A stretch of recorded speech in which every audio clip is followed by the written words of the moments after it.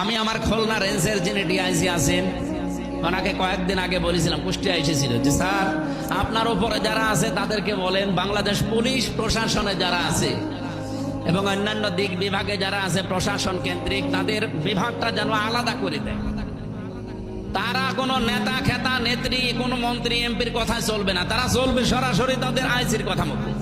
এ দেশটা এমনি ভালো হয়ে যাবে, মালয়েশিয়া যেমন চলছে। কোন নেতা খেতা ফোন দিলে যে অমুক কাজ করো, বালি নিয়ে যাচ্ছে, ওকে ধরে সুবহানাল্লাহ পড়াও না, ওরা সরাসরি শুনবে কার কথা? ওদের আইসির কথা।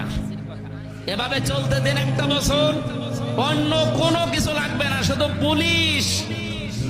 আর 2 নাম্বার বলেছিলাম ওদেরকে 8 ঘন্টা করে ডিউটি করে বাংলাদেশ সহ বিশ্বের যত জায়গায় আমি দেখলাম।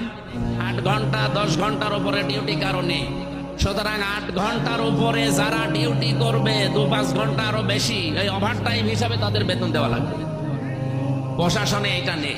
পুলিশ আছে, জিজ্ঞাসা করে দেখেন, ওর 8 ঘন্টা না, ওর যদি 16 ঘন্টা 24 ঘন্টাও ডিউটি থাকে, ওই যে বেতন 15,000 ও 15,000। কেন?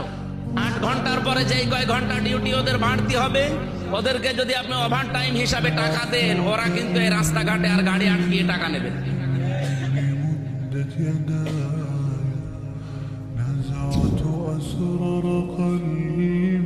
আমরা চাই এটা, আর ইসলাম যদি আসে এটাই হবে। 8 ঘন্টার পরে সে যেখানে ডিউটি করবে ওভার টাইম 4 ঘন্টা 5 ঘন্টা হিসাব করে তার বেতন বাড়িয়ে দেওয়া হবে। এই কথা বলে না কেন?